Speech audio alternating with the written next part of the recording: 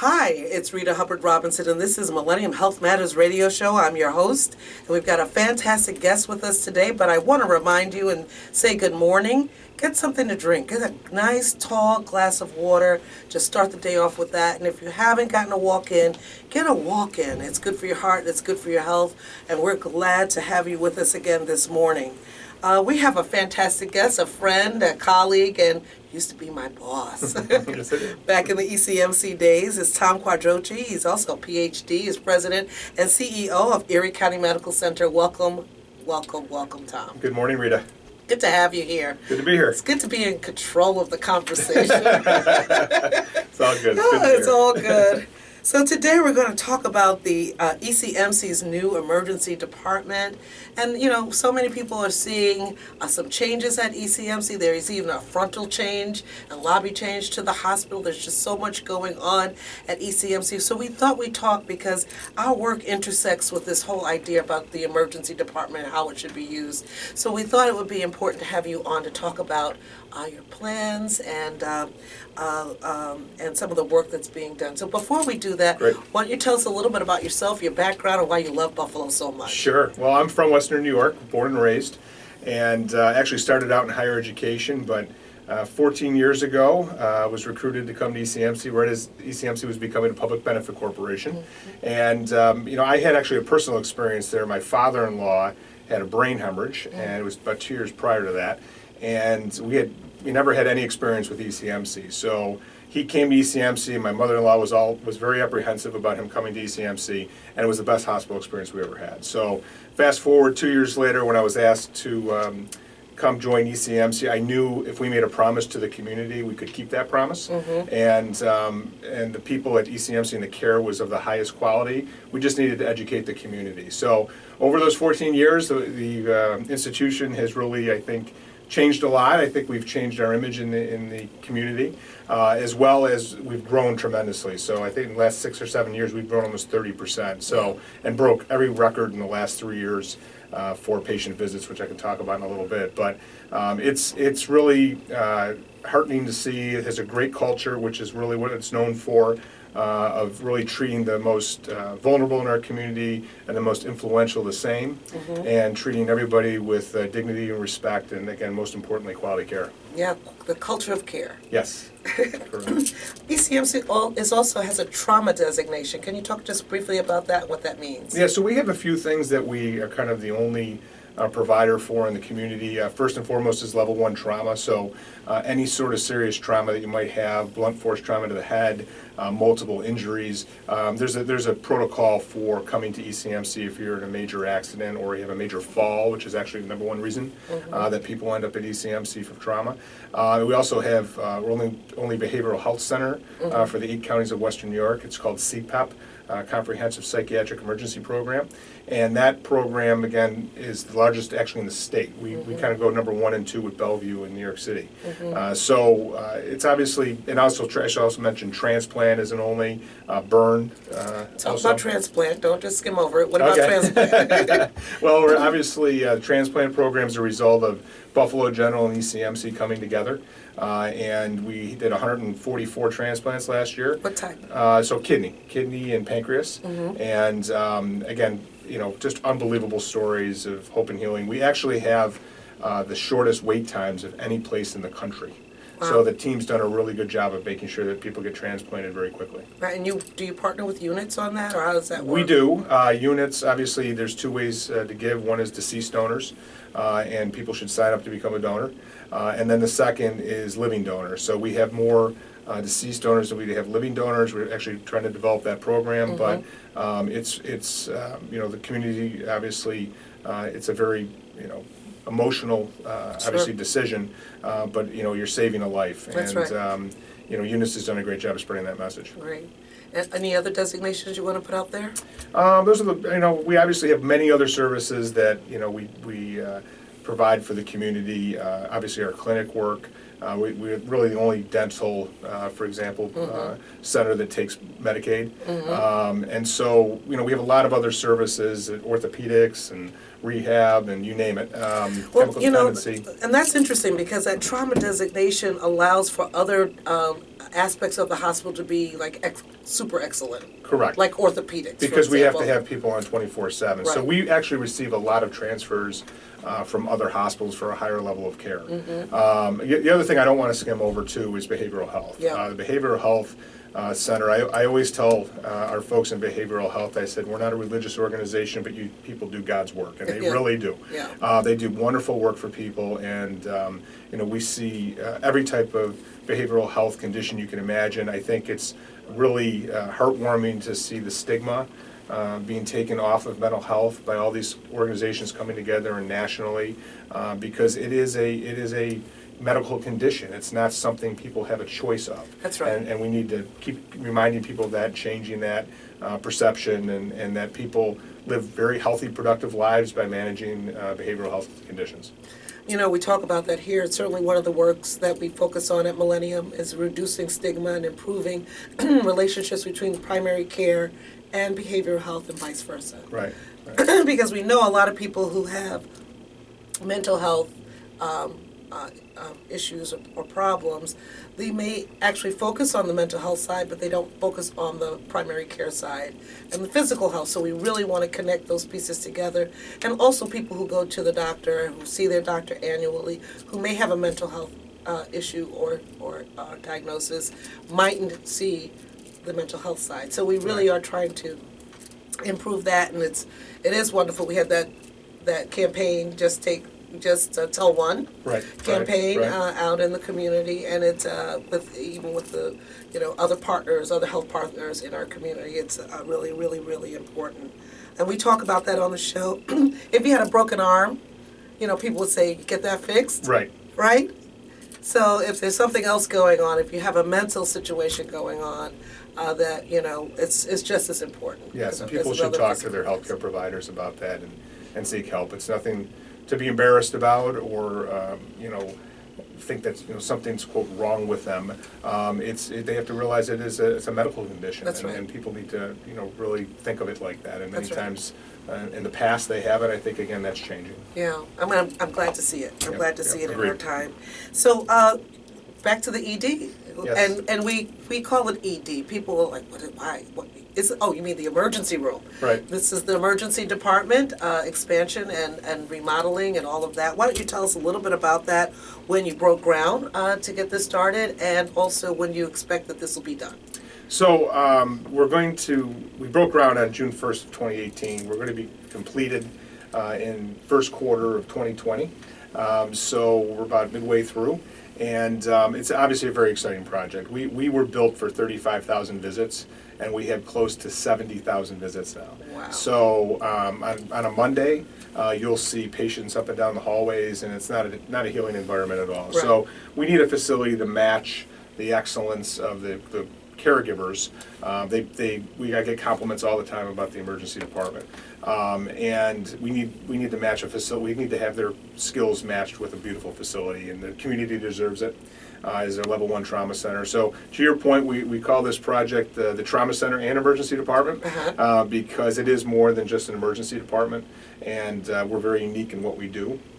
The project also, I think, is important to note that it's going to help with disaster preparedness, because right now we are on the first floor, which is really the second floor, and you have 2 ramps that go up the emergency department.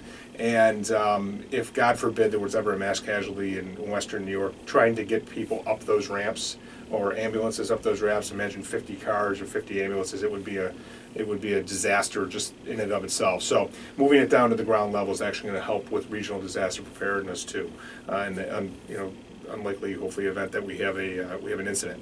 But That's a big deal. I mean, is. that's a big deal. So if anyone has used the emergency department in the past, you've had to go up these ramps, as you describe, which are inclines or just the opposite, declines, down the ramp, and really not walkable. Right, Right. Especially when you're sick. Right, Yeah. and so God forbid if you park and you use a a wheelchair. That's not Right. fun, right? Right. But so this is a big element to accessibility for the community, I think, just having it at street level. Correct. The entrance at street level. So that I Yeah, think it was built at that level at the time because the operating rooms, the ICUs, radiology is all right next to it. Mm-hmm. But we're going to bring radiology to the department, so actually it's going to be right next to the trauma rooms, Mm-hmm. which is state of the art.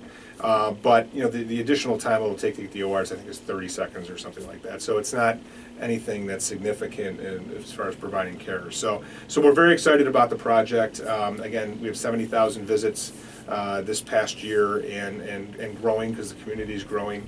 And you know this is really going to be a healing environment for people. And a place where we can have private conversations with people. God, like I said, God forbid, you know, these days are in the hallway. It's hard to, Yeah. you know, especially when you're talking about things like chemical dependency and behavioral health, where you want to have a private conversation. It becomes very, very difficult. So we're just very, very excited about it. The community's very excited about Yes. it. We've raised over $10 million, which we just announced today, on our goal to $15 million. And so the community has really stepped up, and it's just, you know, it's never fun to go out and ask for money. That's never fun. Didn't know that was going to be a part of the job, right? But what is fun is going out and telling our story. Yes. And telling the great stories of what we've been able to do in the community, from everything from trauma to behavioral health to burn to But you name people it. have these stories. Correct. People, you know, one of the things that I used to do when I worked directly at the hospital was go out into the community, and I have to tell you, really, we would do a lot of, you know, promotional kind of, you know, provide promotional information and marketing information, and you know, just kind of make people aware. But I have to tell you, I got an education. People will always tell you about a story and experience that they had at the medical center.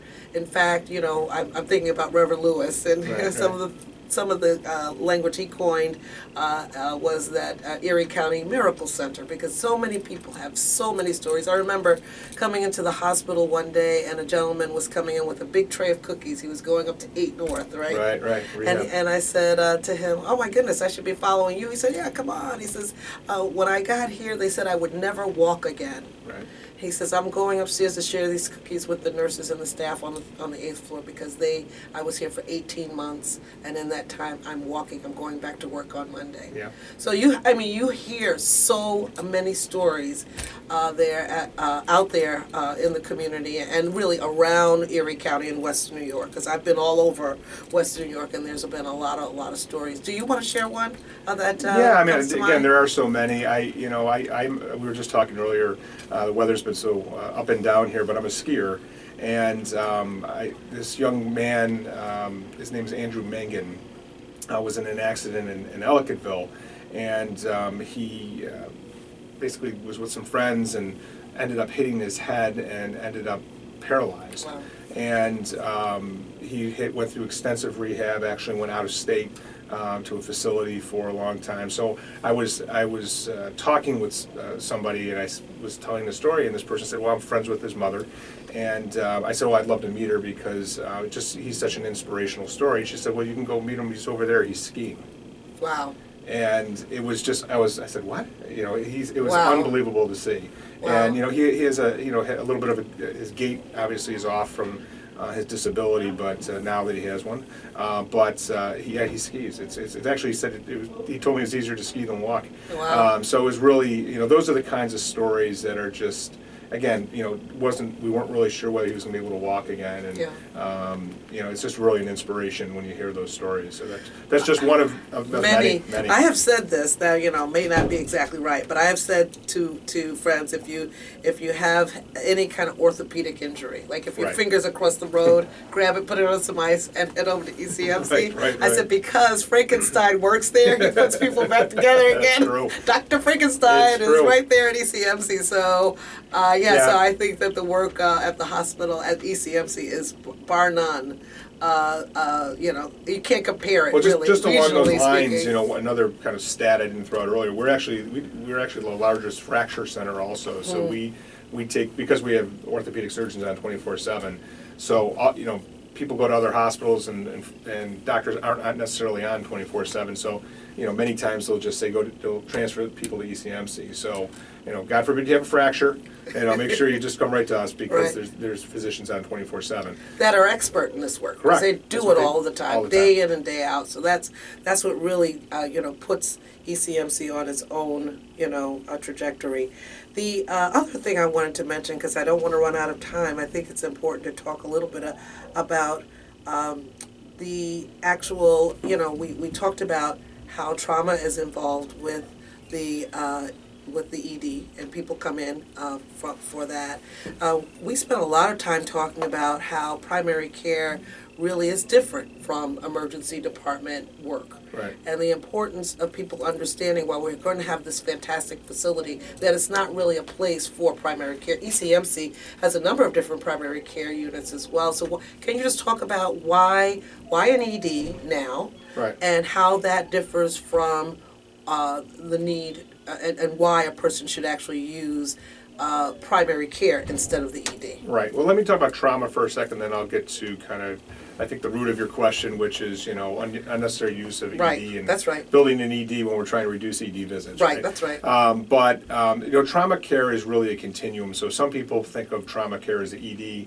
Some people think of trauma care as an ICU, floors, etc. But it really is a continuum. So a patient typically that has a trauma would come into the emergency department, would actually get stabilized in a trauma room, actually may do some procedures in a trauma room, then most likely would go to the OR if that was needed, and then on to the Which is the operating room. I'm sorry, yes, operating room, thank you. And then on to the intensive care unit, which is really the place where people are stabilized, and then kind of it's a very critical time for them. And actually, many times the staff are amazing there, and the patients never remember being there. Right. Right. So the relationship with the nurses is actually with the families. Mm-hmm. That as much as it obviously is with the patient, but the patient may never remember. They may come down later, and the family wants them to meet all these nurses and doctors, and they don't even know who they are. Right. So the work they do with families is really important. But with regard to ED visits, I think what we're trying to do is, remember when we say avoidable ED visits, it's really the avoidable conditions. Mm-hmm. So, congestive heart failure is one, for example. Mm-hmm. So it's not that we'll necessarily see less ED visits, we'll see hopefully less avoidable ED visits. Right. And to your point, people not coming to the ED for colds and Right. those types of things. That's right. We've seen a 10% increase in admissions from the ED, so that tells me that more people are appropriately seeking emergency department help. So we're trying to kind of bend the volume curve. I think the volume's going to continue to go up. We just don't want it to go up as steeply Right. As it currently is. So we're trying to make sure that people end up in better settings. We also have about 2,500 people who come into the ED, see it's too busy, and leave every year. So that's another group of folks that we're going to try to help serve as the new ED opens in a less acute setting, and we also have 4 navigators that sit in our emergency department and help people hook up with primary care physicians and try to seek help outside of the ED, so they don't have to keep coming back. Right. But they come. If I could just sure. jump in there, because that to me is extremely important, because your ED experience is going to be episodic. Right. It's not going to be the care that you get from a primary care physician. So we really want to encourage people that they see their doctors annually for routine checkups, including screenings and so on. But if there is a trauma event or a real emergent event, that they use the ED. Correct. Does that make sense? It does. That's Okay, what we're good. supposed to do. Very good. That's what we're supposed to do. And so and people should call into ECMC to try to get a primary care visit with either internal medicine or family medicine. Okay, so that's great. So I know that there's a campaign going on. You just mentioned it, and I know that you take small and large donations. Can you share with the listening audience if they themselves have had an experience, a loved one's life was saved, and they feel strongly about being involved in some way, whether it's a large a donation or even a small donation, how they might be able to support what we're doing at ECMC. Absolutely. So we're actually going to be engaging the public some more this year. We did a couple things last year. One, we did what's called a Smile Cookie campaign with Tim Hortons. I think they raised more money almost than they've ever raised. We promoted that. It was actually across the community. And then second is we had YRK had a radiothon. But support ECMCtrauma.org. Is where people can go online and support ECMC. Again, that's supportecmctrauma.org. And it's, obviously, to us, no gift is too small. We want people to be able to contribute and play part of this, kind of once-in-a-lifetime opportunity for the kind of all-hands-on-deck moment for the community to come together to build something that will be generational. Yeah. And we haven't really touched the ER. We've done a couple upgrades in the 90s, but since the 70s. So it's been 40 years, Yeah. and that's why we're redoing the outside of the building also. Yeah. Because a lot of things haven't been touched for a long time. While we've had a lot of great expansion on our campus, so we hope people will help, and any way they can is great. And again, this has been really a community effort, and we've just been very pleased with the foundations and the businesses as well as the individuals that have come and said they'd like to help. Tom, it's been great. Thank you so much for being our guest this morning. Thank you, and we're Rita. going to, support what ECMC is doing because they're a critical asset to our community. And I know people are nodding their heads right now saying, yes, that's exactly right. This is Rita Hubbard Robinson. This is Millennium Health Matters Radio Show. I'm your host. So glad that you were able to spend some time with us. Remember, get out and take a walk. Your health matters to us. We'll see you this time next week.